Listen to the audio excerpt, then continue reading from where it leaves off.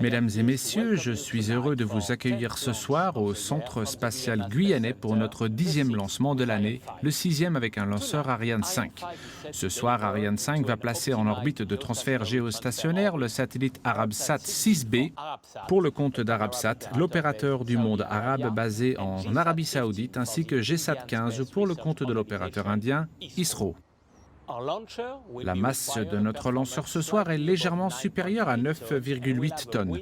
Notre fenêtre de tir de 43 minutes s'ouvrira précisément à 9h34, temps universel. La mission va durer 43 minutes et 30 secondes. Je souhaite remercier Arabsat, opérateur leader de satellites et de communication dans le monde arabe, d'avoir fait confiance à Arianespace pour le lancement de son premier satellite de 6e génération, le 9e depuis le début de notre coopération en 1985. Une fois en position à 26 degrés Est, Arabsat 6B, conçu et fabriqué par Airbus Defence and Space et Thales Alenia Space, permettra à Arabsat d'offrir de nouveaux services de télédiffusion vers l'Afrique, l'Asie centrale et le Moyen-Orient grâce à ses 24 transpondeurs en bande KU et ses 3 transpondeurs en bande KA. Je remercie également l'ISRO, partenaire de longue date d'Arianespace. En effet, notre relation ininterrompue remonte à juin 1981 avec le lancement d'Apple, le premier satellite fabriqué en Inde. Une fois positionné à 93,5 degrés Est, GSAT 15 fournira à l'Inde différents services de télécommunication grâce notamment à ses 24 transpondeurs en bande KU. Ce soir, Arianespace est particulièrement fier de se mettre au service de 2 agences gouvernementales jouant un rôle important dans le domaine des communications et de l'espace. Arabsat, organisation intergouvernementale fondée par la Ligue arabe en 1976, et l'ISRO, dont la mission est de définir et de mettre en œuvre la politique spatiale du gouvernement indien. Notre 83e lanceur Ariane est maintenant prêt pour le lancement. Alors, bon tir à tous.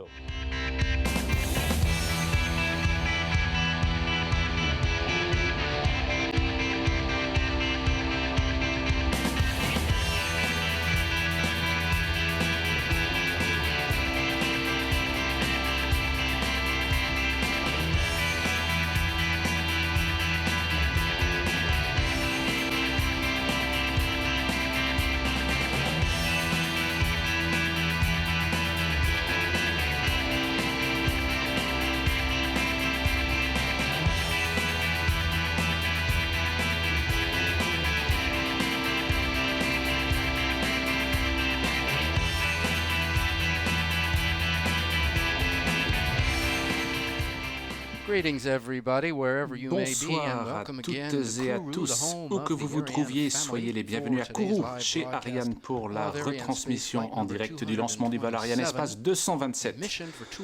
Ce lancement est avant tout international puisque nous retrouvons 2 anciens amis, j'ai nommé Arabsat et ISRO.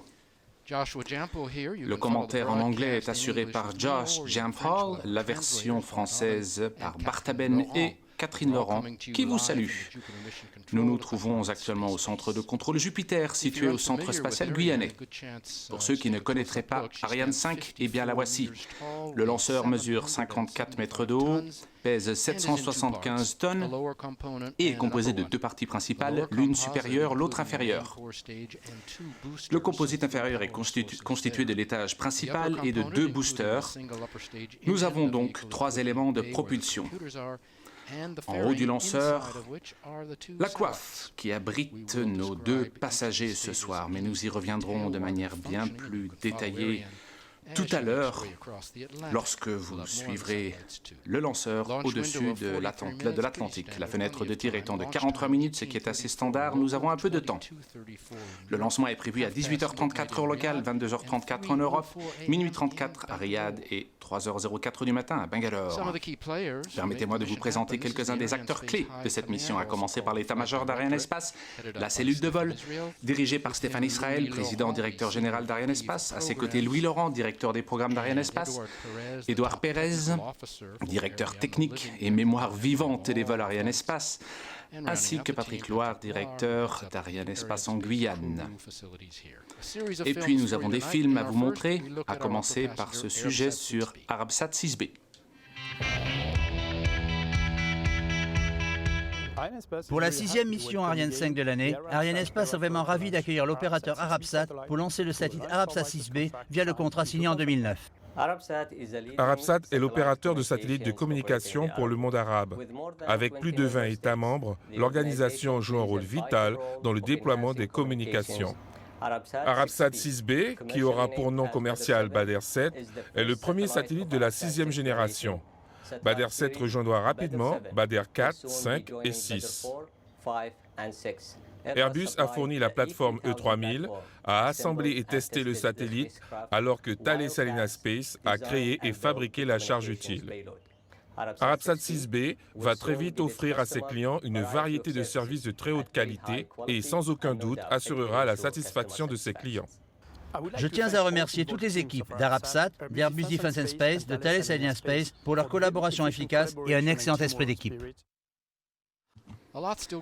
Il se passe énormément de choses pendant le décompte final, dont les fréquents points météo, le dernier ayant eu lieu 10 minutes avant le lancement.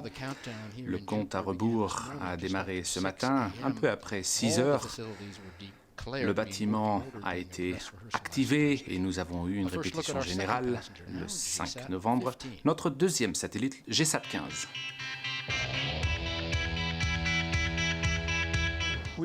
Nous sommes très fiers et honorés chez Arianespace de faire partie de l'histoire du programme spatial indien. Ce partenariat gagnant entre Arianespace et l'ISRO a débuté il y a 34 ans avec le lancement du satellite Apple. GSAT 15 est un satellite de communication haute puissance fabriqué par ISRO. Il va reprendre les services d'INSAT 3A en augmentant les capacités de transpondeur en bande KU. Il emportera aussi une charge utile pour servir de liaison aux besoins de navigation. Ceci sera un plus par rapport à GSAT 8 et GSAT 10 déjà en orbite. Nous avons une très longue relation avec Ariane depuis plus de 30 ans. Nous sommes très familiers des installations ici à Kourou. Elles sont similaires à nos installations du complexe de chars, mais à chaque fois, nous apprenons encore un peu plus. Je voudrais remercier les équipes de l'ISRO présentes ici à Kourou, mais aussi celles de Bangalore, pour l'excellent travail que nous avons effectué ensemble tout au long de ce programme.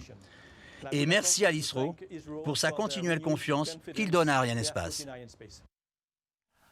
Nous approchons désormais d'un autre moment clé dans le décompte. La séquence synchronisée, moins 7 minutes. Vous allez entendre la voix du directeur des opérations, le DDO. Le voici, le DDO pour cette mission est Jean-Luc Voyer. Cette séquence démarre 7 minutes avant le lancement et est composée d'une série d'opérations complexes qui mènent au décollage et mettent le lanceur en autonomie.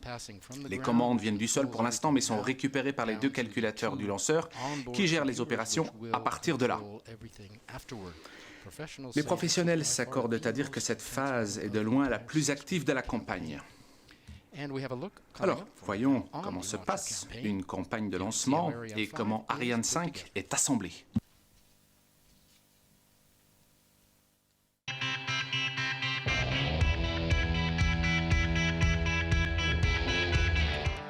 Les éléments du lanceur Ariane 5, après traversée de l'océan Atlantique de 11 jours, arrivent d'Europe par bateau au port de Pariacabo à Kourou.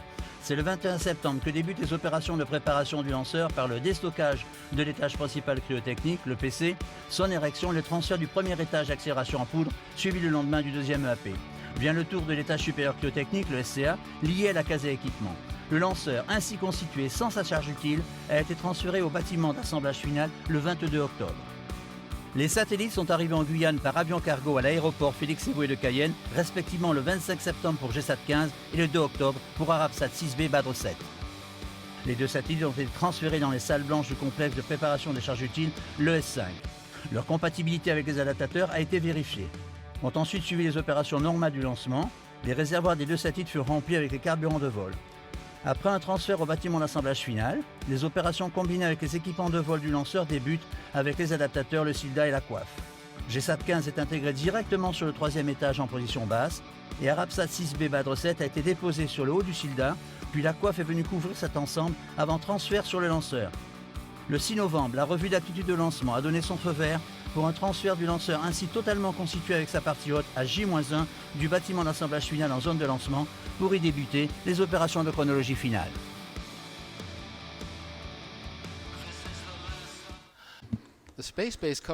Le centre spatial guyanais couvre une surface de 750 km². Il s'y passe énormément de choses. L'ensemble des activités apparaissent sur les écrans qui sont ici. Ce sont les écrans Go, No Go, munis de voyants verts et rouges qui conditionnent la préparation, le décollage et le suivi d'Ariane 5.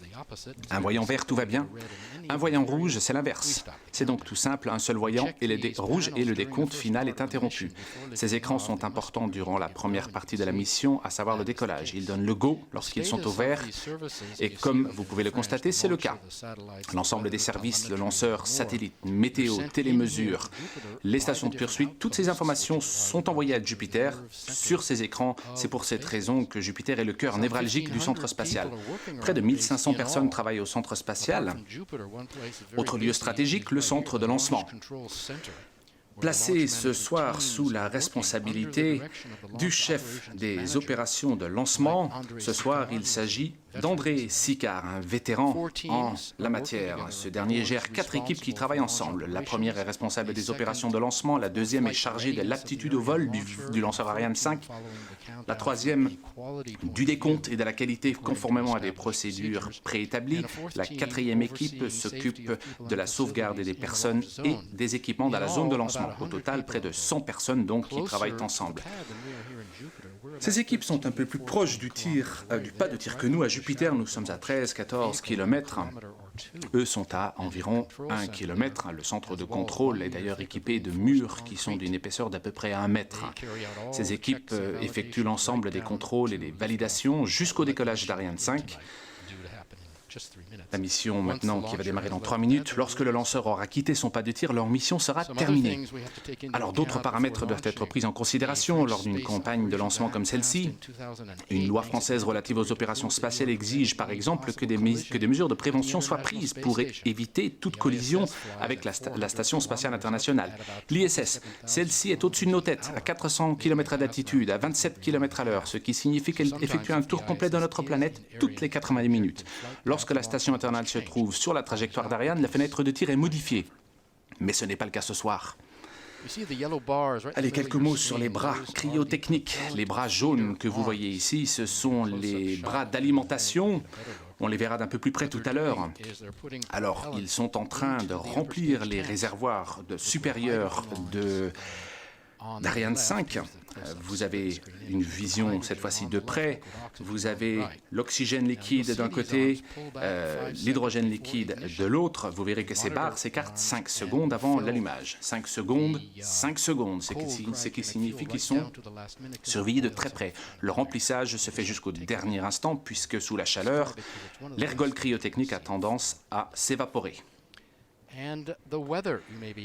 Alors la météo. La météo a été plutôt bonne. Généralement, les 3 derniers mois de l'année sont les plus secs, pas forcément les plus chauds, mais nous avons eu beau temps, peu de pluie, un ciel dégagé, donc un temps parfait pour le lancement de ce soir. Saluons nos amis indiens qui nous suivent sur la chaîne Doordarshan, ainsi que les membres d'Arabsat au siège d'Arabsat à Riyad et aux 2 centres de contrôle de Riyad et de Tunis. Attention pour H0 moins 1 minute. Le DDO va maintenant nous indiquer la dernière minute avant le décollage de la fusée Ariane 5. Dernière ligne droite. Donc, surveillons encore une fois l'écartement des bras cryotechniques. Nous allons entendre la voix du DDO qui demande l'allumage du moteur Vulcain. C'est le signal pour l'allumage du moteur de l'étage principal, mais ce n'est pas encore le moment du décollage. Pendant 7 secondes, le calculateur de bord contrôle la performance du moteur.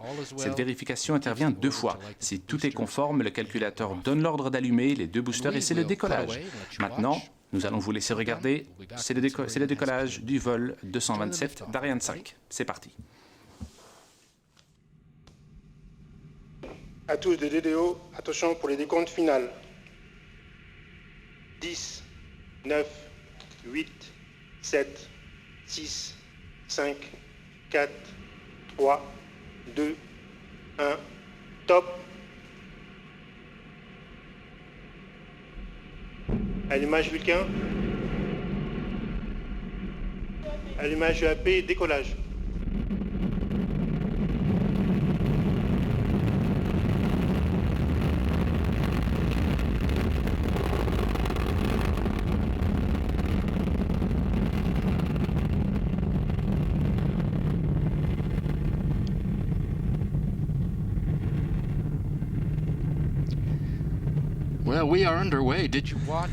Les paramètres à bord sont nominaux. Comme prévu, les bras se sont écartés. L'allumage a eu lieu 7 secondes.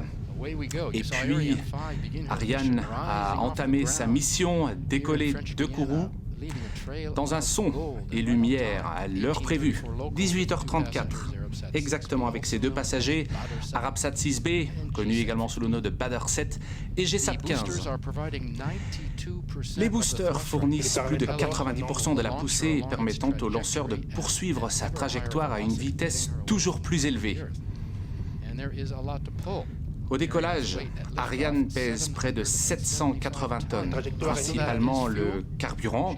Elle brûle 2 tonnes de carburant par seconde.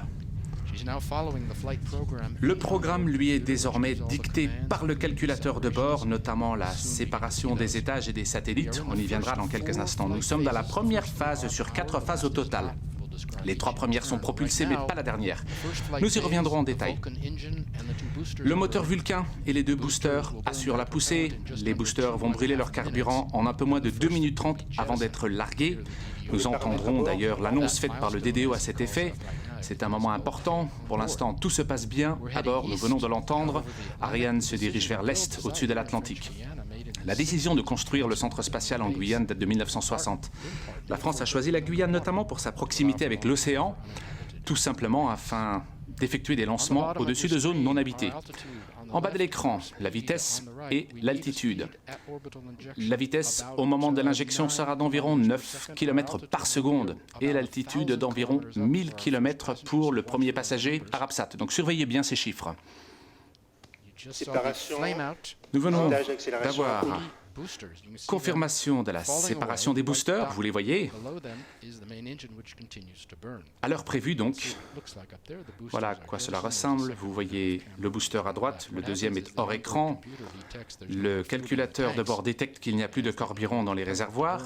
L'absence de carburant entraîne une diminution de la poussée. Le calculateur indique alors que le largage des boosters doit être effectué. Voilà, très joli vue, encore une fois, les 2 boosters, 3 points lumineux dans le ciel et encore une fois le DDO nous indique que tout est conforme à bord. Les indications d'altitude, je disais tout à l'heure 69 km, ne correspondent pas toujours à ce qui figure à l'écran simplement parce qu'il y a un délai dans la transmission des données de télémesure, c'est donc tout à fait normal. Séparation de la coiffe maintenant. Dans une seconde, voire 2, Largage de la vous coiffe. devriez voir la séparation sur... Voilà, vous regardez bien ces 2 points, très jolie vue, le ciel étant tellement clair au-dessus de Kourou ce soir. Voici ce que l'on voit à bord. Cette fois-ci, c'est la séparation de la coiffe, l'autre moitié est sur la droite de l'écran, hors écran. La séparation est assurée par 2 systèmes pyrotechniques, un système horizontal, l'autre vertical, qui produisent une explosion contrôlée. Et voici Arabsat 6B, juste en dessous. Nous avons le SILDA, cette structure noire qui abrite le 2e passager. En dessous se trouve GSAT 15. Nous allons pouvoir... La séparation de la coiffe intervient maintenant, car à plus de 100 km d'altitude, nous avons quitté les couches denses de l'atmosphère terrestre. Il n'y a donc pas de risque de friction ou d'échauffement pour les passagers. La séparation permet également de retirer tout poids inutile. La coiffe pèse quand même plus de 2 tonnes.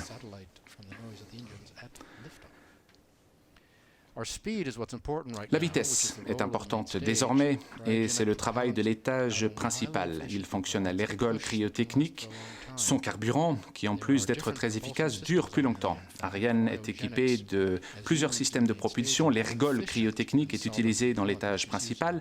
Il est plus efficace que le carburant solide. Le carburant solide permet de faire décoller le lanceur, alors que l'ergol cryotechnique permet d'orienter avec plus de précision le véhicule. Et il permet également de rallumer l'étage du moteur de l'étage principal dans une autre version d'Ariane. Arabsat 6B, le SILDA, et puis juste en dessous, la case à équipement, en dessous de laquelle nous avons le premier étage. Ariane 5 est utilisé pour les charges utiles élevées. Les deux autres membres de la famille sont Soyouz, utilisé pour les charges utiles moyennes entre 2 et 3 tonnes, et Vega pour les missions légères. Allez, quelques images maintenant du décollage qui est intervenu il y a 5 minutes maintenant. De très belles images de ce décollage. Nous avons des caméras qui sont placées sur plusieurs sites sur la base spatiale et permettent de nous fournir des images prises sous plusieurs angles. Nous aurons donc ces images dans quelques instants.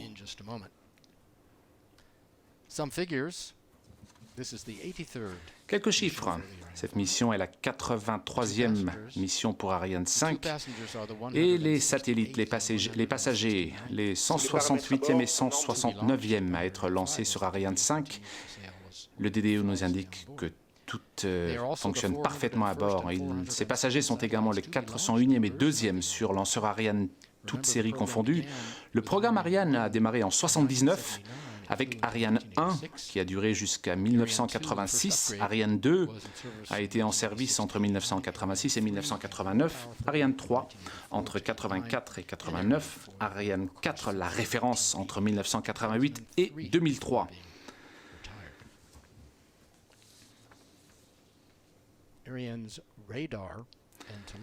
Les données radars et de télémesure d'Ariane seront bientôt détectées par notre première station aval. Station aval située à Natal, de l'autre côté de la frontière, au Brésil.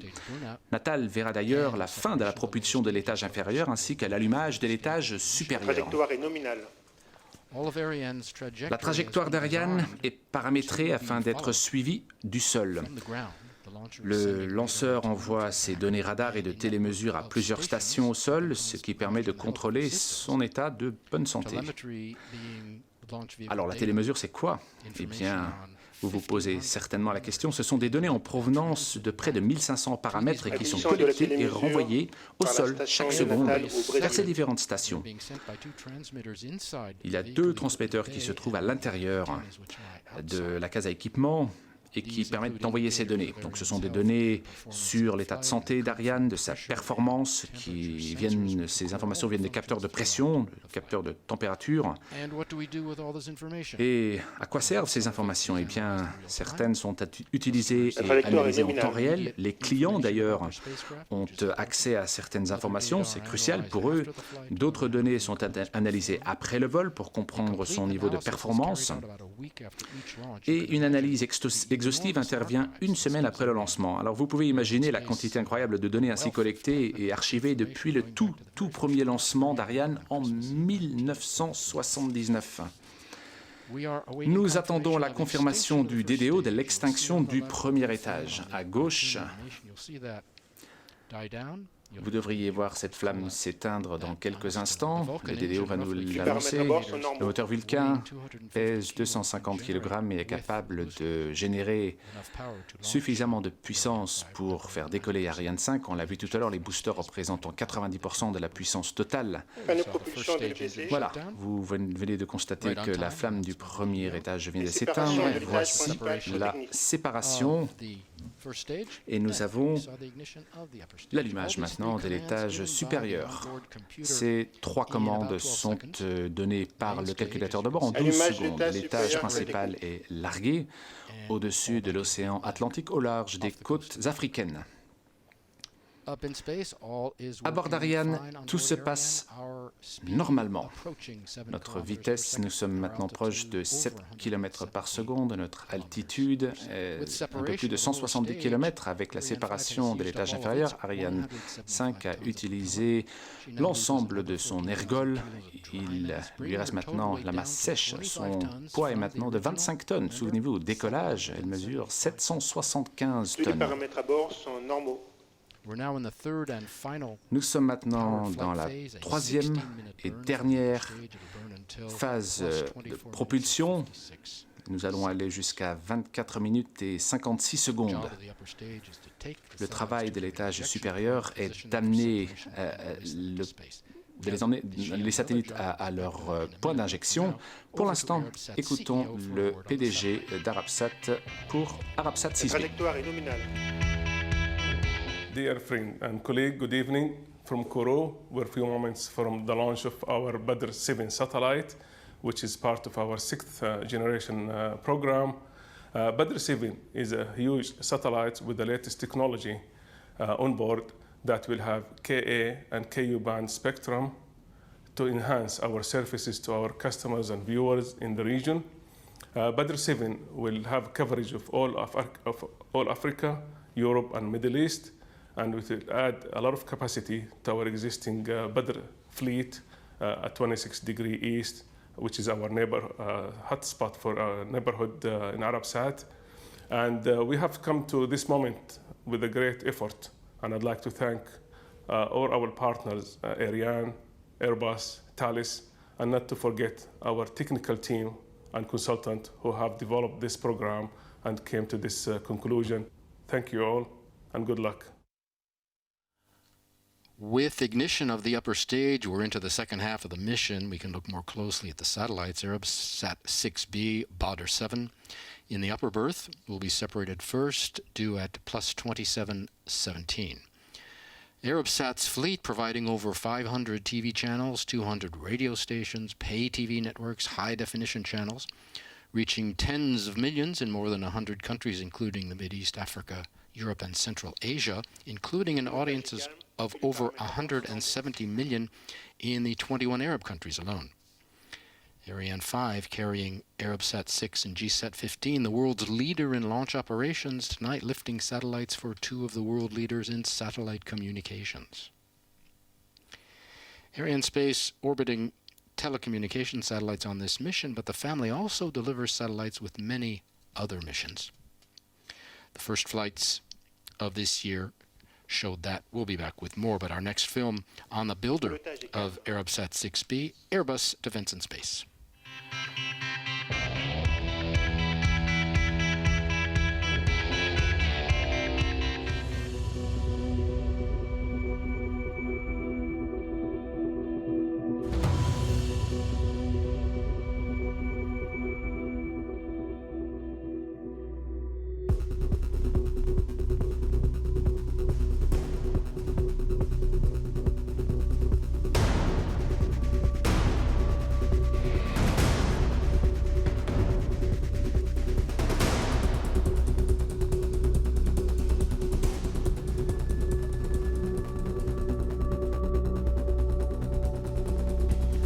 Acquisition de la télémesure à la station Ascension.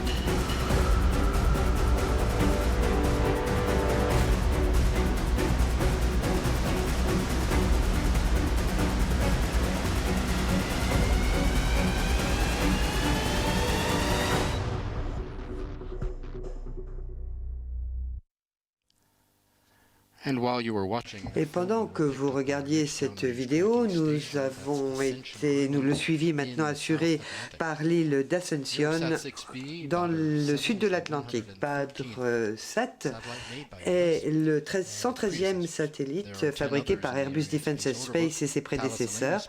10 autres sont d'ores et déjà dans les carnets de commande d'Arianespace. Badr veut dire pleine lune et c'est le 9e satellite lancé par Arianespace pour le compte d'Arabsat. Le premier, Arabsat 1, avait été lancé en 1985 sur un lanceur Ariane 3. Notre passager de ce soir est le premier d'une nouvelle génération de satellites entièrement dédiés aux services de diffusion et de télécommunication à destination du Moyen-Orient et de l'Afrique. Le programme Ariane 5 a débuté en 1996 et s'est spécialisé dans les doubles lancements. Quelques mots de la part de Thales Alenia Space.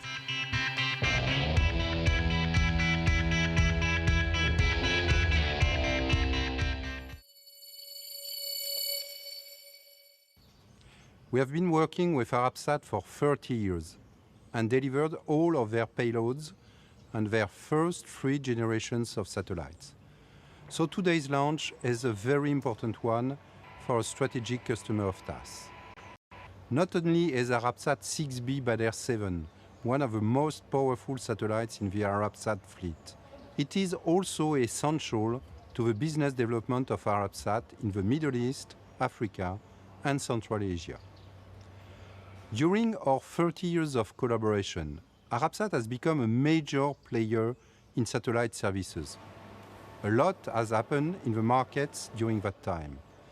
They have become increasingly sophisticated.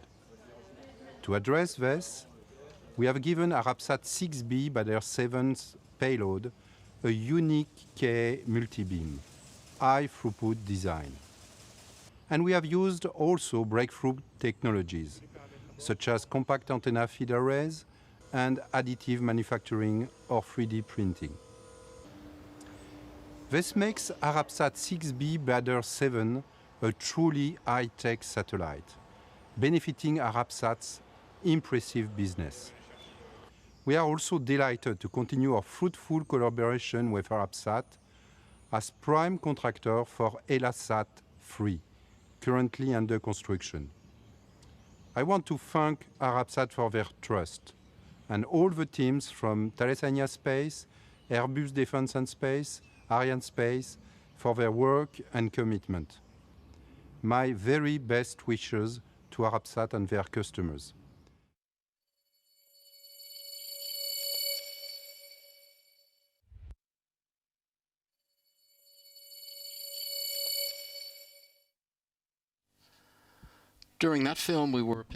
Pendant cette vidéo, c'est Libreville qui a fait l'acquisition de notre lanceur. Nous allons ensuite voir l'extinction de l'étage principal.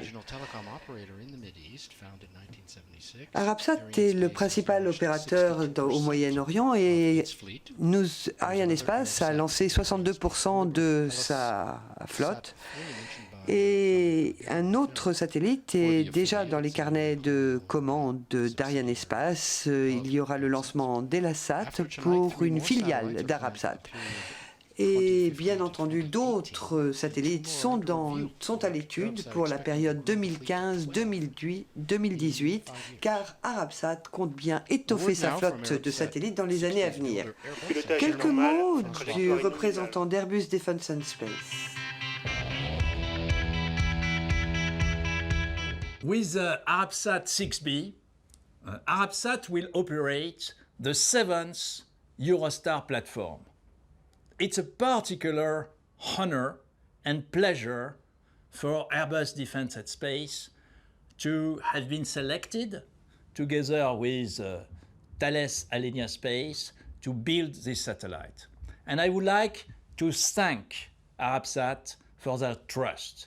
I would like also to convey my thanks and recognition to the fantastic teams of Airbus and of course our partner Thales Alenia Space. And it's for me also the opportunity to congratulate Arabsat for the outstanding success of this organization and to congratulate specifically our very respected customer, and I would say with time friend, Khaled Balkayour. And now it's time for me to say to Arabsat 6B, Badr 7, have a nice flight and a nice and successful travel into space.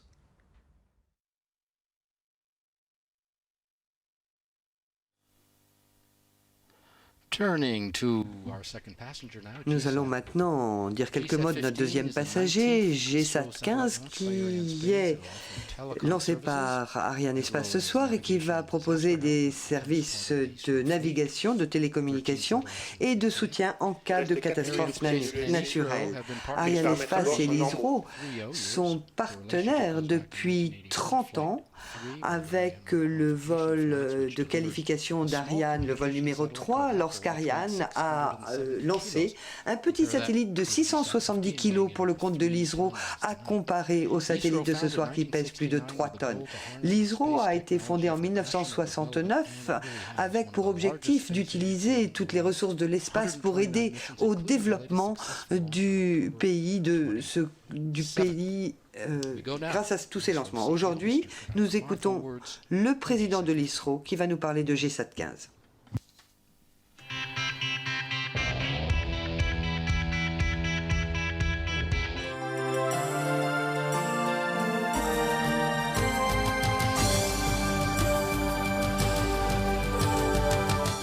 Indian National Satellite System, which was established in the early 80s, is today one of the largest domestic communication satellite systems in the Asia-Pacific region.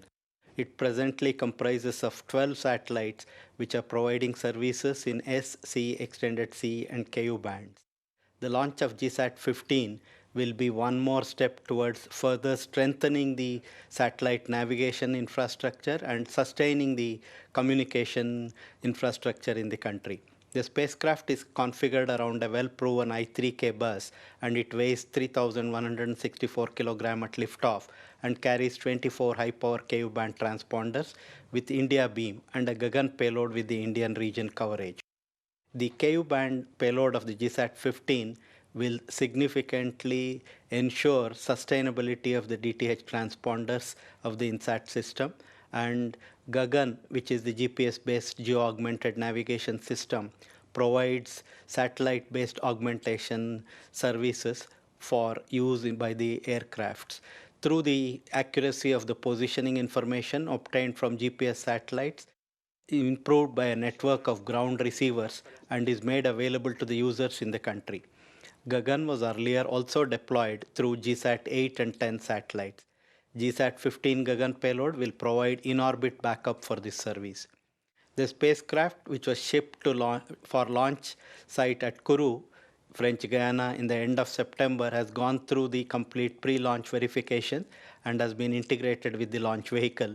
And on 11th November, around 3 a.m. Indian Standard Time, the satellite will be launched into a geostationary transfer orbit by Ariane 5 VA-227 launch vehicle. It will be stationed at 93.5 degree east longitude above equator and will provide continuous service for more than 12 years. Et maintenant, le suivi est assuré par la station de Malindi au Kenya, sur la côte est de l'Afrique. Ariane 5 vient de traverser le continent africain en moins de 5 minutes. Beaucoup de coopération entre la France et l'Inde. Depuis 50 ans, ces coopérations existent. Ce soir, Ariane a lancé pour l'Inde, mais cette coopération fonctionne également dans l'autre sens, notamment dans le cadre du programme Mégatropique, une mission conjointe entre la France et l'Inde qui a été lancée par le lanceur indien Polar Satellite Launch Vehicle en 2011. Autre mission, Saralatika, lancée par le PSLV en 2013. Ariane 5 atteint maintenant sa vitesse maximum de 9,32 km par seconde. Elle va se préparer à larguer le satellite Arabsat 6B à 27 minutes et 21 secondes. Extinction de l'étage supérieur Ensuite, la vitesse va baisser pour le largage du Silda. Voilà, extinction de l'étage supérieur. C'est la fin de cette période dès lors que le calculateur de bord a estimé que l'orbite était atteinte. Mais tout cela ne veut pas dire qu'il ne se passe plus rien. Vous voyez ici qu'il y a des séries de manœuvres qui peuvent durer de quelques microsecondes à quelques minutes. Vous voyez que notre composite est en train de se déplacer. Peut-être voyez-vous les tuyères qui s'allument et s'éteignent, qui contrôlent l'attitude et qui permettent de manœuvrer notre composite. Il y a beaucoup à faire en 8 minutes. Il faut orienter ce composite dans la bonne direction, dans la bonne altitude pour le premier satellite. Ensuite, séparation du premier satellite. Puis une deuxième série de manœuvres pour la séparation du Silda dans une direction différente. Et enfin, troisième série de manœuvres pour le troisième passager. Arabsat va être le premier à être séparé. Ensuite, nous aurons la séparation du Silda et la séparation enfin du deuxième passager GSAT-15. Donc, bien entendu, toutes ces manœuvres sont opérées pour éviter la collision entre le Silda et nos deux passagers. C'est ce qu'on appelle le balai spatial. Notre étage supérieur est propulsé par des carburants cryogéniques qui sont beaucoup plus précis pour l'injection des satellites. Voilà ce à quoi se prépare notre composite. Une bonne injection a évidemment un effet sur la durée de vie du satellite qui a besoin d'utiliser moins de ses propres carburants pour atteindre son orbite définitive. Donc, nous attendons maintenant la confirmation de la séparation de notre premier passager, Arabsat 6B. Toujours un moment de concentration intense ici. Les équipes ont bien entendu vécu cette procédure à de nombreuses reprises, mais c'est toujours un moment de grande concentration. Tous les yeux sont fixés sur les écrans des ordinateurs. Et voilà, première bonne nouvelle. Nous avons la séparation du premier satellite Arabsat 6B qui désormais est rebaptisé Badr 7, juste au-dessus de la côte africaine. Et bien entendu, dans les équipes d'Arabsat, tout le monde est très satisfait, mais retient ses applaudissements jusqu'à la fin de la mission. Nous avons l'acquisition du satellite qui va s'opérer par Riyad dans moins d'une minute. Ensuite, nous aurons des mises à feu du moteur d'apogée, 4 au total. Puis le déploiement de l'antenne qui va démarrer dans une semaine. Et ensuite, eh bien, ma foi, il y aura le test de la charge utile et de la plateforme. Nous avons une petite minute pour vous poser une question quiz sur nos deux opérateurs ce soir. C'est Claude Bernat, notre grand ami, qui nous a proposé cette question. Merci à toi, Claude. Donc la question, il y a un lien entre nos deux passagers ce soir. Il y avait un satellite d'Arabsat lancé par Arianespace qui ensuite a été transféré à l'ISRO et qui fait partie de la flotte indienne. Pouvez-vous nous donner le nom de ce satellite, la date de son lancement ou la date de son transfert? Donc encore, notre question quiz. Un satellite Arabsat a été lancé par Arianespace et s'est ensuite transféré à la flotte indienne. Quel était le nom de ce satellite, la date de son lancement ou de son transfert? Pendant que vous êtes en train de réfléchir, la phase balistique se poursuit. Toutes ces manœuvres sont bien entendu prévues à l'avance et stockées dans le calculateur de bord. Notre lanceur sait exactement ce qu'il doit faire à tout moment. La première partie de la phase balistique va se conclure avec la libération de notre deuxième passager GSAT-15. Avant cette séparation, nous allons vivre dans environ une minute la séparation du Silda. Vous allez entendre l'annonce du DDO. La séparation, c'est à la fois une fin et c'est un début. C'est la fin de la vie du lanceur, mais c'est le début de la carrière de nos deux passagers, de nos deux satellites. Avant de vous expliquer comment sont séparés les satellites, voyons comment ils sont fixés au lanceur. Alors, un satellite, c'est un cylindre qui est fixé sur un adaptateur par des espèces de griffes qui sont coupées à un moment, qui permettent de relâcher 8 ressorts qui vont pousser le satellite vers l'avant. Quand le satellite s'éloigne du lanceur, il y a 2 interrupteurs qui transmettent des informations au sol et qui nous sont transmises ici, en salle de contrôle Jupiter. Voici notre premier satellite qui a été séparé il y a quelques instants. Les équipes Arabsat sont déjà au travail. Les équipes de GSAT 15 sont encore très concentrées ici. Nous attendons maintenant la séparation du SILDA qui devrait intervenir dans une seconde. Du système de lancement double Ariane. Et voilà, le DDO vient de faire l'annonce confirmant la séparation du SILDA. Vous le voyez ici sur l'animation, qui a été poussé du lanceur par une série de ressorts et qui nous permet de voir maintenant GSAT 15. Et là, nous venons de perdre plus de 400 kg de masse. Notre lanceur a brûlé la plupart de son carburant. Il nous reste GSAT 15, 3 tonnes, plus quelques centaines de kilos pour l'adaptateur. Et rappelez-vous, au départ, nous avons décollé à 775 tonnes. Donc, il nous reste plus qu'1% de la masse totale du lanceur. Nous vivons les derniers moments de cette chorégraphie spatiale. Rappelez-vous que toutes les données sont constamment transmises au centre de télémétrie et rappelez-vous également que si Kourou a été choisi comme centre de lancement, c'est parce que la région est entourée de collines qui permettent d'avoir un centre de télémétrie. Et c'est ce que l'on appelle le CVU, le centre de contrôle visuel. Et c'est là que nous sommes. Vous voyez les équipes qui sont munies de tous les équipements nécessaires pour recevoir et analyser les données de vol et qui ensuite font des rapports qui sont transmis ici à Jupiter. Vous savez que la cellule de vol ici à Jupiter est en contact constant avec toutes les équipes chargées de la télémesure. Ici, nous avons la première station de télémesure qui s'appelle Galio, qui permet de suivre différentes informations et de les transmettre aux clients au moment de la séparation. Et bien entendu, dans une semaine ici aura lieu une analyse complète de la mission.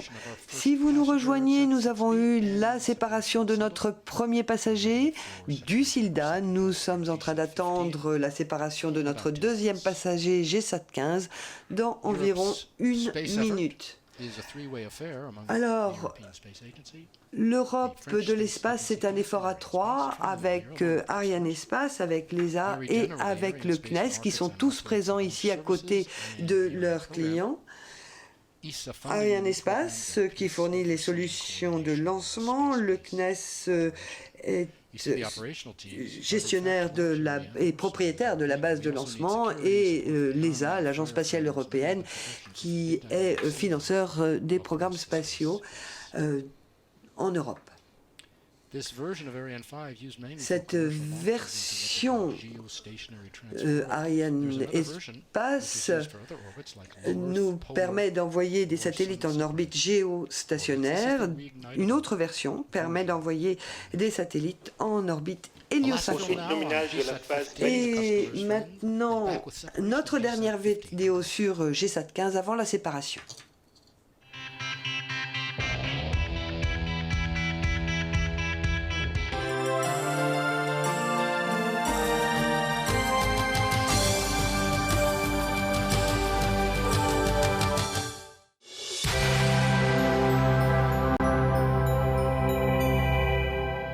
Indian National Satellite System, which was established in the early 80s, is today one of the largest domestic communication satellite system in the Asia-Pacific region.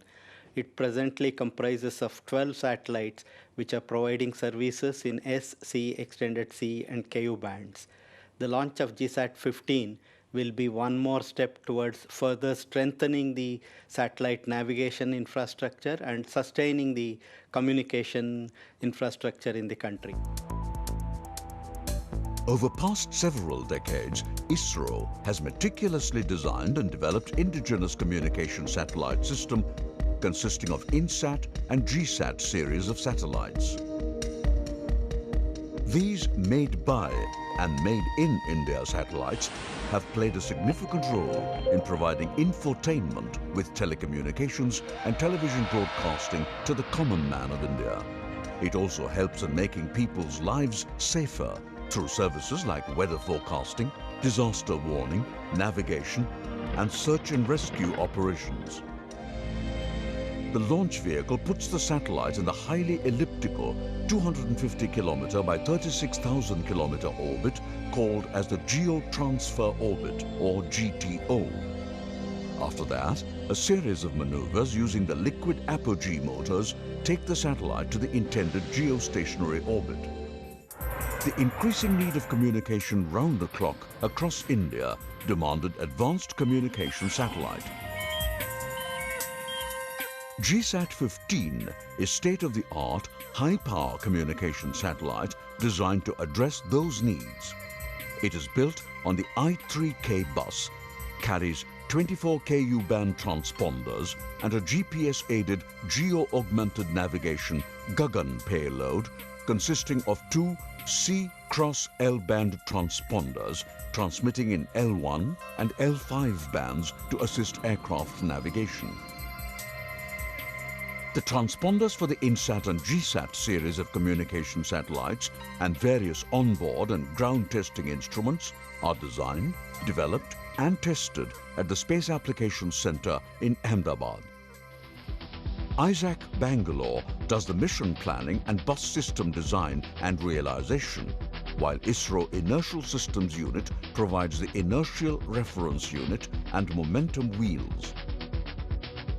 The propulsion system and LAM is provided by Liquid Propulsion Systems Center, while the CMSC contributed antenna reflectors and solar panels.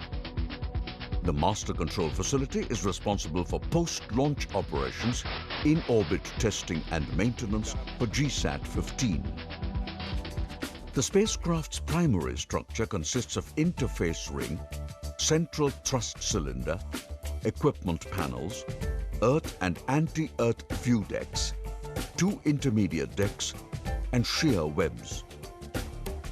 Bipropellant propulsion system employing 16 thrusters with a LAM and two 780-liter propellant tanks. Telemetry tracking and command TTC packages cater for health monitoring and commanding of the satellite. Attitude and Orbit Control System AOCS provides 3-axis stable platform using momentum wheels, thrusters, magnetic torquers, and inertial units. The pyrotechnic devices are used for deployment of the power system of two solar arrays with 3 panels each on both the sides, generating around 6,000 watts of power. Lithium-ion batteries are used during eclipse. Thermal control system maintains uniform temperature across the payload. The Ku-band payload has two dual-gridded reflector DGR antennas on east and west side, while the Gagan has one C-band receive antenna and one L-band transmit antenna. The Ku-band receivers and Gagan payload subsystems are accommodated on the Earth view panel under and top side. The south and north panels accommodate the high-power subsystems of 12 Ku transponders. The spacecraft has a lift-off mass of about 3,164 kilograms and a dry mass of 1,440 kilograms and is designed for mission life of 12 years. The launch is scheduled from Kourou, French Guiana in November 2015. The GSAT-15 spacecraft will be located at 93.5° east geoslot and will be providing and augmenting direct-to-home and other services like multimedia, interactive classroom, large data transfer over the Indian mainland coverage. This would also provide in-orbit backup for the GPS-aided geo-augmented navigation Gagan, a system to support all phases of flight over Indian airspace and adjoining areas and coverage over Indian region. With each such launch, one can safely say that the vision of Dr. Vikram Sarabhai to use space technologies for the benefit of common man is further continued.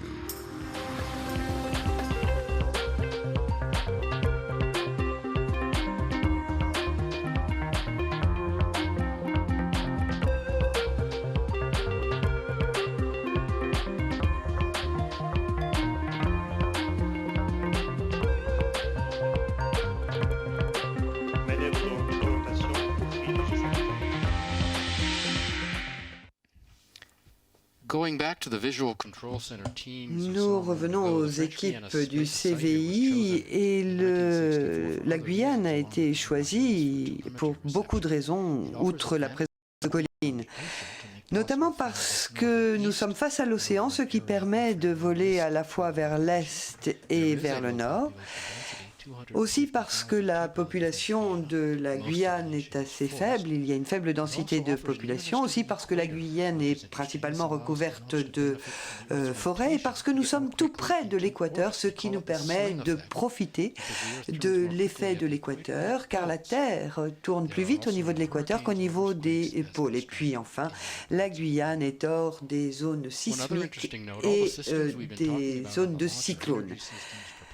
Donc, une chose intéressante à noter, vous savez que tous les composants du lanceur ont une date de péremption, exactement comme dans votre pot de yaourt qui est dans votre réfrigérateur. Et sur Ariane, cela couvre tout, les turbopompes au moindre boulon. Dans la case à équipement, par exemple, c'est le cas des différents systèmes de fixation qui maintiennent le satellite dans la coiffe, parce que si les ressorts ne sont plus suffisamment tendus, cela peut avoir un effet. Donc nous attendons la séparation de notre deuxième passager dans quelques minutes. Alors de temps en temps, c'est intéressant de prendre des nouvelles de satellites que nous avions lancés il y a quelque temps. Bien souvent, nous n'en entendons plus parler, mais rappelez-vous de Rosetta, la sonde de l'Agence spatiale européenne qui a été lancée par Ariane en 2004 et qui a volé pendant 10 ans jusqu'à la comète Chury, qui nous a envoyé des images absolument extraordinaires. Et peut-être avez-vous lu dans les journaux cette semaine que Rosetta vient de découvrir de l'oxygène sur cette planète. C'était totalement inattendu. Et a priori, cet oxygène moléculaire a été découvert dans la queue de la comète, dans des cristaux de glace qui remontent à avant l'apparition de notre système solaire. Nous attendons toujours la séparation de GSAT-15 dans quelques secondes. Nous y sommes pratiquement. C'est encore un moment de forte concentration pour toutes les équipes, car tout ceci représente des mois, des années de travail.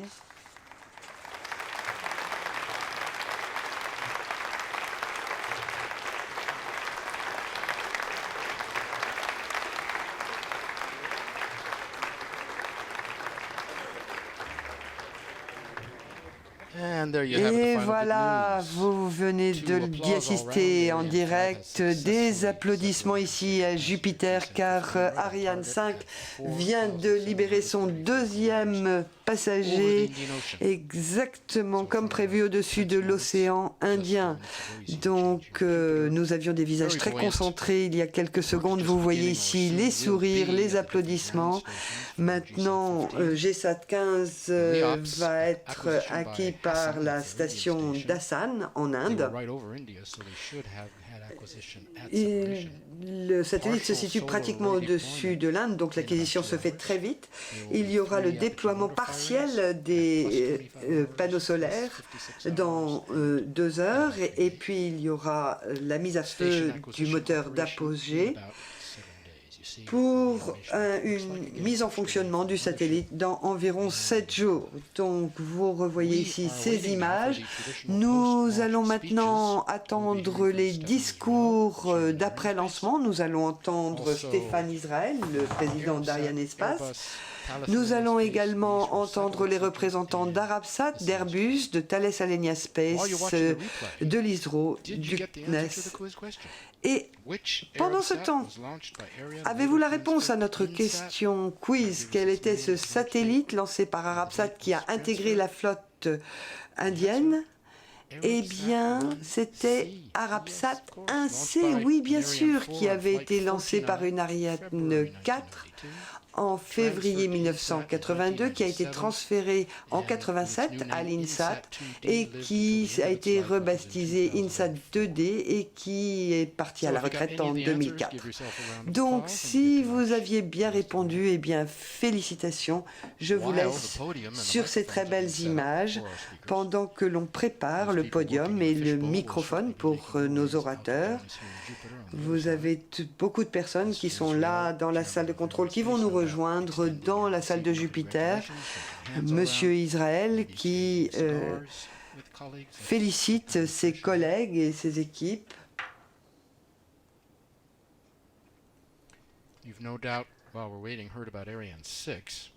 Alors, quelques mots sur Ariane 6. Le programme a été décidé par l'Agence spatiale européenne au mois d'août dernier et un autre contrat a été signé pour la base.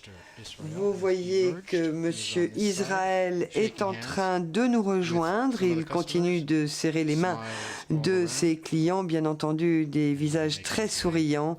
Et M. Israël va maintenant regagner le podium et va prononcer le premier discours. Monsieur le Préfet, Mesdames et Messieurs les élus, Ladies and Gentlemen, dear customers, chers clients, Mesdames et Messieurs, chers Arianespace is invités, delighted to announce that Arianespace a le Arabsat plaisir 6B de and vous GSAT informer 15 were que separated as Arabsat planned 6B on the targeted optimized geostationary transfer orbit. Sur l'orbite de Once transfert again, géostationnaire. Ariane 5 has made the job Encore une fois, Arianespace a réussi sa mission. 6 sur 6. 6 succès réussis, c'est le miracle. Donc, vive Ariane! Arianespace est heureuse de célébrer ce 69e succès consécutif pour Ariane 5 avec 2 de ses clients de longue date, Arabsat et l'ISRO, l'Indian Space Research Organization. En haut, Arabsat 6B, qui sera renommé Badr 7, ce sera le 9e satellite lancé par Arianespace pour le compte d'Arabsat. Notre coopération avec Arabsat a démarré il y a 30 ans et n'a connu que des succès depuis. Ce soir, nous sommes fiers de contribuer au développement d'Arabsat avec le lancement de ces satellites de 6e génération dans ce qu'il convient d'appeler un partenariat gagnant-gagnant. Le satellite suivant à être lancé pour le compte d'Arabsat sera Elasat 4 en 2017. Je souhaite donc exprimer toute ma gratitude à Arabsat pour la confiance qu'ils font à Arianespace et particulièrement à M. Khalid Balkeyour, son PDG. Voilà, il était avec nous ce soir pour le lancement, ainsi que Mouyed Al-Zahrani, le directeur technique. Tous deux étaient avec nous ce soir pour ces moments d'émotion et de joie. Je souhaiterais également féliciter les fabricants d'Arabsat 6B et de la charge utile, Airbus Defence and Space et Thales Alenia Space. Les deux sont des partenaires de longue date, puisqu'Arab 6B est le 256e satellite de ces entreprises à être mis sur orbite par nos lanceurs. Le deuxième passager du vol GSAT-15 est le 19e satellite lancé par Arianespace pour le compte d'ISRO. Alors lorsque je pense à nos amis de l'ISRO, le premier qualificatif que me vient à l'esprit, c'est la fidélité. En 34 années de coopération, Arianespace a effectivement mis sur orbite plus de 90% des satellites géostationnaires indiens non déployés par des lanceurs indiens. Alors tous mes remerciements à M. Kiran Kumar, le président de l'ISRO, et le docteur Annadurai, directeur de l'ISRO Satellite Center, ISAC. Merci pour ce partenariat de longue date et durable, et avec la France qui par ailleurs a lancé 4 satellites avec le PSLV au cours des 5 dernières années. Alors, je souhaite donc profiter de cette occasion pour rendre hommage à la politique spatiale indienne et à ce qu'elle a réussi à accomplir à la fois en matière de satellites et de lanceurs, y compris les tout premiers succès du GSLV. Le lancement de ce soir était la 270e mission d'Arianespace, la 10e mission de l'année 2015, la dernière pour Ariane 5 pour cette année. Nous avons 2 autres vols prévus pour le mois prochain, Vega et Soyouz. Et avec ces 2 vols, nous serons proches du nouveau record avec 12 lancements sur une année calendaire. Lancement après lancement, nous montrons que nous sommes capables d'augmenter notre cadence opérationnelle tout en demeurant la solution la plus fiable pour l'ensemble de nos clients. Alors pour conclure, je souhaiterais féliciter l'ensemble des équipes européennes qui, comme toujours, ont effectué un travail remarquable pour permettre ce lancement. Que vous soyez en Europe continentale ou en Guyane, que vous fassiez partie des équipes industrielles menées par Airbus Safran Launcher, les autres partenaires industriels ici sur place, du CNES ou de l'Agence spatiale européenne, vous faites tous partie du succès de cette mission. Ce soir, je souhaiterais tout particulièrement rendre hommage aux équipes d'Arianespace, celles dont la mobilisation exceptionnelle a déjà permis d'effectuer 10 lancements réussis pour l'année 2015. Vous méritez que la lumière de la pleine lune de Badr 7 vous éclaire les tout premiers. Et grâce à vous, notre mariage avec nos clients va durer. Je cède maintenant la parole à nos clients, à commencer par Arabsat, puis l'ISRO. Merci pour votre attention.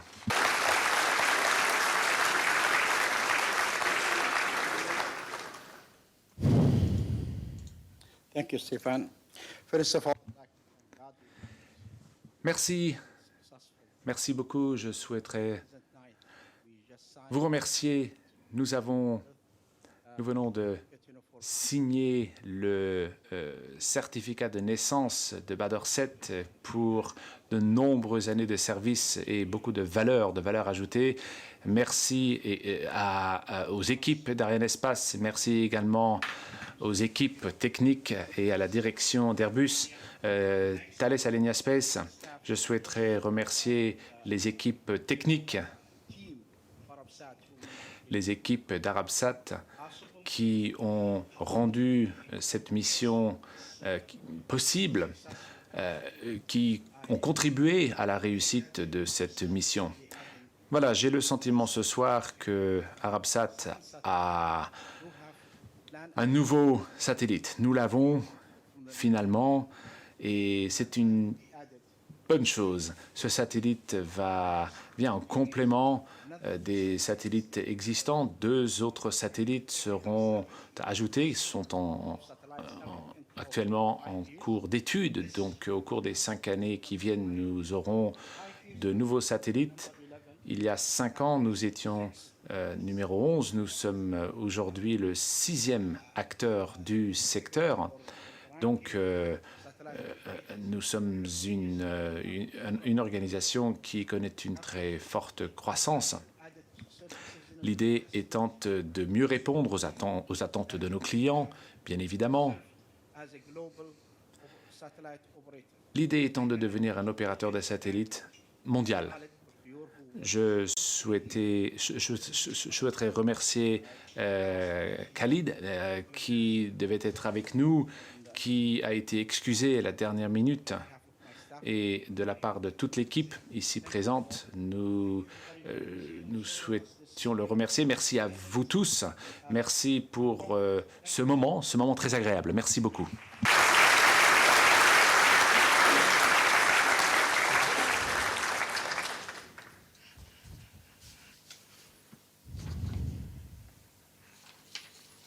Ladies and gentlemen, good evening. Bonsoir, mesdames et messieurs. C'est toujours une grande émotion lorsque l'on sort sur la terrasse pour voir le décollage de ce lanceur. On commence par voir la lumière, puis on entend le son. Je ne sais pas ce que vous ressentez, mais pour moi, c'est toujours une grande émotion. J'espère que de nombreux jeunes ont pu regarder ces images et vont devenir des grands fans de l'espace pour enfin rejoindre cette communauté, pour partager ce que nous avons vécu. Si je cherche des mots pour décrire Arianespace, j'ai envie de dire que le premier mot qui me vient à l'esprit, c'est le mot de perfection. Tout était au vert, on a vu un travail fantastique qui a conduit au succès de ce soir. Alors la perfection n'est pas de ce monde, mais ça l'est lorsqu'on parle d'Arianespace. Donc félicitations aux équipes d'Arianespace, mais également félicitations à tous les hommes, à toutes les femmes qui ont travaillé dans de nombreuses entreprises en Europe pour assurer ce lancement qui est encore un succès. Comme nous venons de le dire, Arabsat est une entreprise qui s'est beaucoup développée récemment, qui est passée du 11e rang au 6e rang. Et je pense que ce développement est absolument fantastique. C'est tout au crédit des équipes d'Arabsat. Donc je souhaite féliciter toute l'équipe de direction d'Arabsat. Nous sommes fiers d'avoir pu vous fournir avec nos partenaires de Thales Alenia Space ce très beau satellite. Nous vous souhaitons de continuer à grandir, nous souhaitons continuer à travailler avec vous. Et je pense que la relation entre vous et nous va au-delà d'une relation client-fournisseur. C'est un véritable partenariat. Donc, longue vie à Badersat. Je voulais simplement vous indiquer que nous avons reçu les premières données de télémesure du satellite et notre équipe à Toulouse qui s'est occupée de ce gros bébé vient de me transmettre les premières données. Donc, bien entendu, félicitations également à l'ISRO pour ce succès. Nous travaillons également avec vous. Nous vous souhaitons beaucoup de succès avec ce satellite. Merci.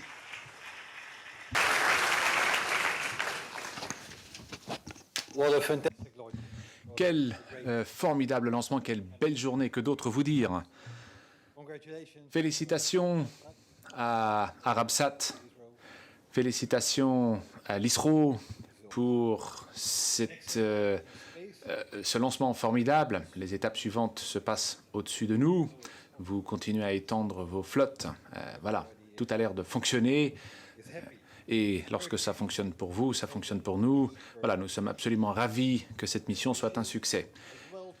Je souhaiterais également souhaiter de bonnes choses aux gens qui vont continuer à travailler pendant les jours et les semaines qui viennent pour rendre ces satellites opérationnels. Ce n'est pas un travail facile, on le sait tous. Vous avez tout notre soutien. Nous avons eu un vol remarquable. Je souhaiterais remercier à Stéphane et l'ensemble des équipes Arianespace. Tout a fonctionné parfaitement. Noblesse oblige. C'est extrêmement important et nous vous en sommes grés. Chez Thales Alenia Space et Airbus, nous avons travaillé ensemble et je crois que les résultats sont au rendez-vous. Aujourd'hui, Arabsat 6B est un projet remarquable et réalisé par des gens remarquables. je fais mon travail avec vous avec beaucoup de passion. J'apprécie beaucoup votre professionnalisme et évidemment, nous pensons déjà au satellite suivant, Elsat et Elasat 4, qui sera le satellite suivant à être lancé. Notre équipe sera bientôt à Riyad afin de commencer à faire les tests de la charge utile. Et nous sommes donc d'ores et déjà ravis de pouvoir continuer à travailler avec vous.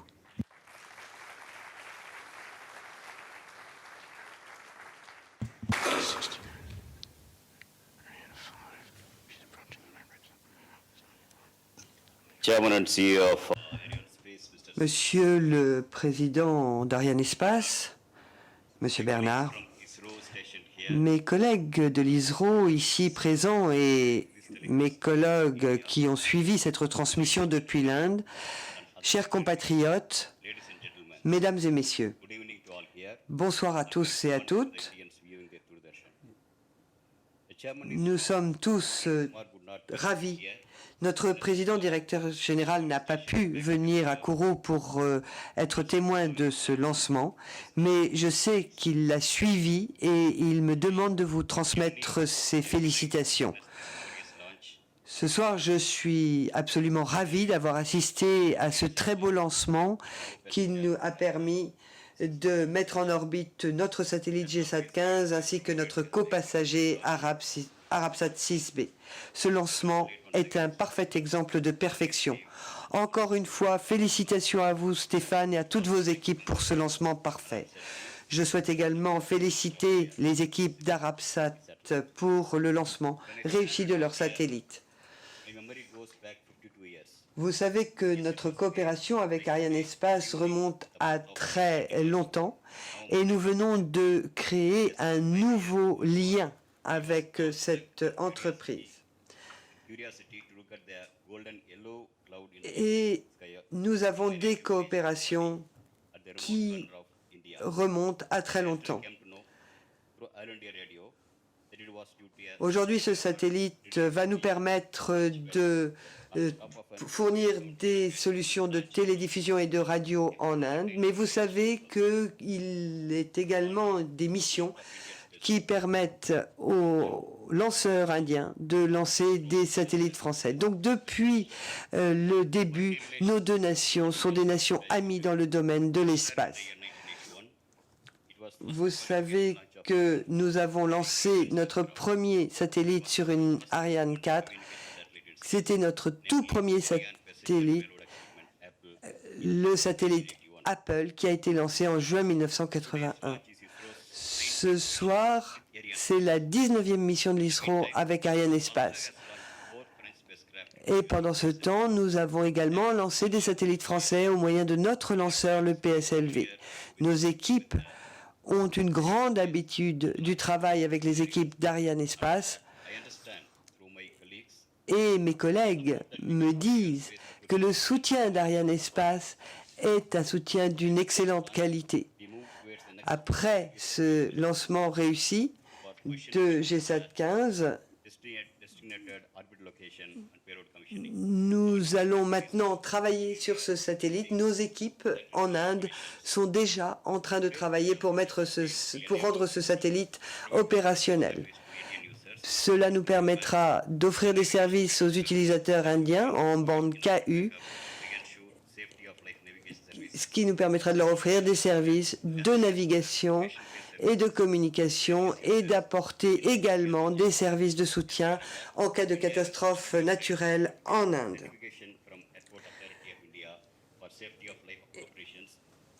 Et des opérations de sécurité grâce à ce satellite. Je souhaite maintenant remercier toutes les équipes de l'ISRO qui ont tous travaillé au succès de ce lancement de GSAT-15.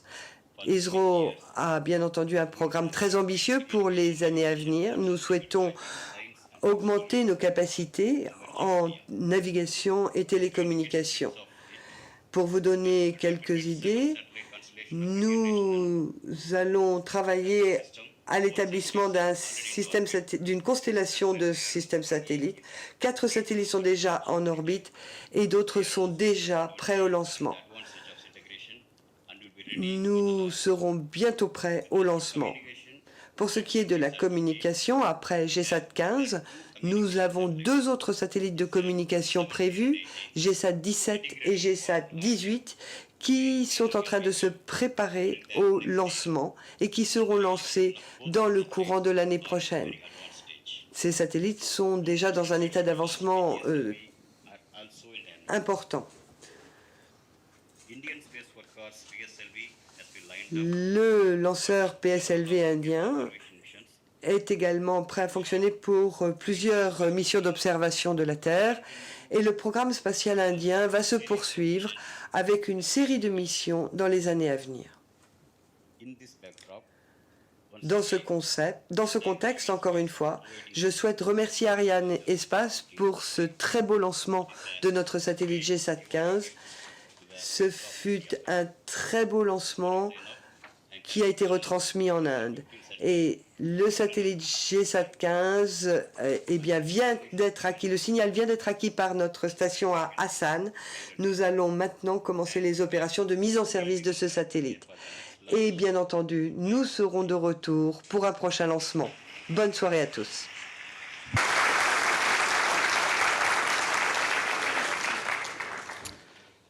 Mesdames et messieurs, bonsoir. Nous avons réalisé ce soir là, au CSG un magnifique lancement.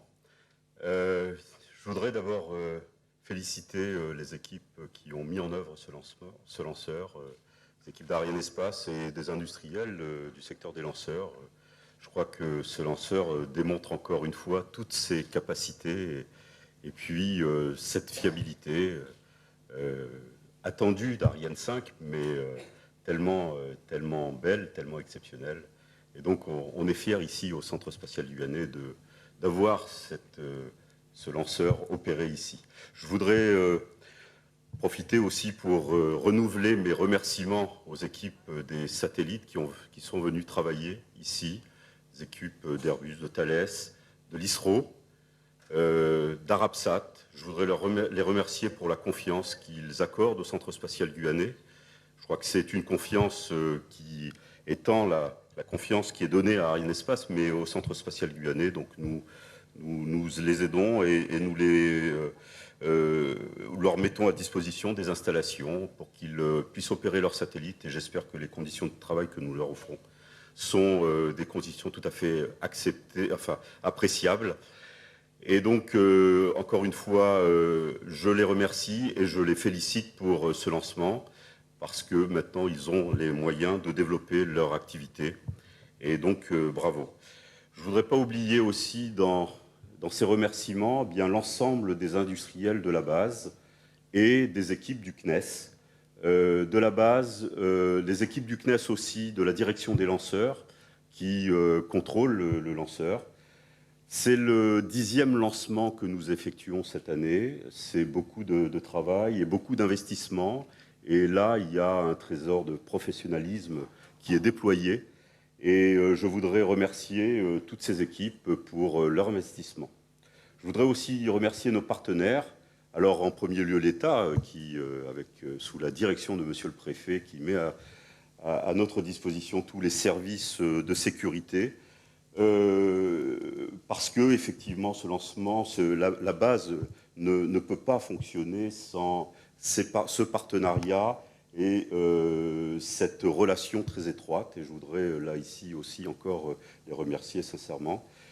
Je voudrais aussi donner un mot d'attention aux élus de Guyane là, qui sont venus. Alors c'est une période un peu particulière en ce moment, mais ils sont là, fidèles. Fidèles, ça veut dire que la base spatiale compte pour eux et compte pour la Guyane.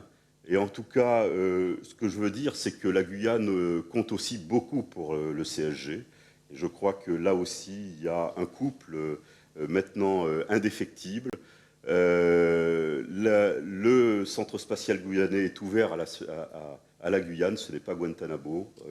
Les gens de Guyane travaillent ici. Alors je vois mon ami Antoine Caran qui sourit, il comprend pourquoi, private joke, mais les gens de Guyane travaillent ici et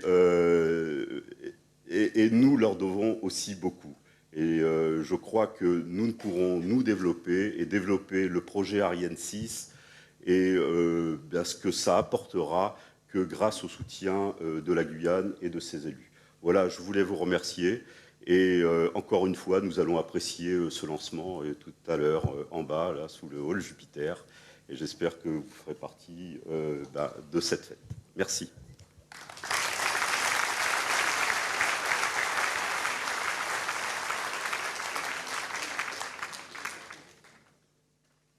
Chers amis, quelques mots pour conclure. I would like to take this opportunity. Je souhaiterais d'abord renouveler tous mes remerciements à ISRO. Ils viennent d'annoncer GSAT 17, GSAT 18 qui seront lancés par Ariane. Donc je souhaiterais vous remercier, Monsieur Anadurai, pour cette annonce. Ariane 5 a eu une très bonne nouvelle cette année, aujourd'hui avec Intelsat. Intelsat a décidé d'avoir un lancement en janvier, le 27 janvier. Janvier 2016, ça sera le premier lancement pour Ariane 5 sur l'année 2016. 27 janvier 2016, avec un lancement simple annoncé par Intelsat ce matin, avant que ISRO annonce ce soir deux nouveaux contrats pour Ariane, GSAT 17 et GSAT 18. We will be back here in CSG during the night from the 1st December to the 2nd December. Et puis, dans la nuit du 1er au 2 décembre, nous serons à nouveau ici pour un lancement Vega. Pour l'ESA Pathfinder, ça sera une mission tout à fait particulière. Merci à nos clients Arabsat et ISRO et à tous et à toutes passer une excellente soirée au Centre spatial guyanais. Merci beaucoup.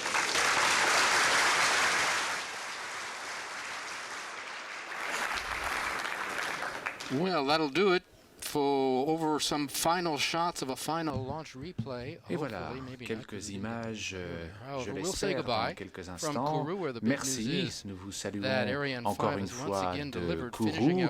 La bonne nouvelle de ce soir, c'est qu'Ariane 5 a placé 2 passagers, 2 satellites ce soir, Arabsat 6B désormais, Badr 7 et GSAT 15.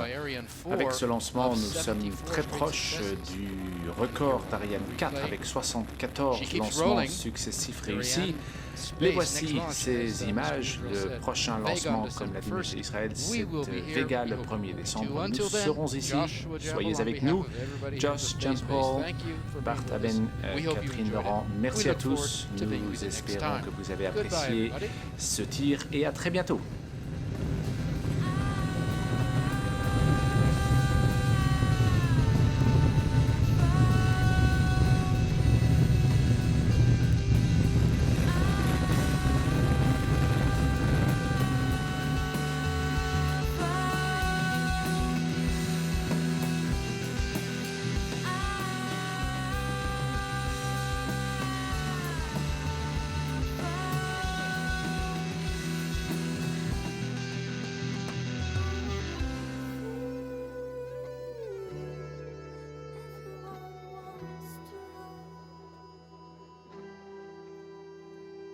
I wanna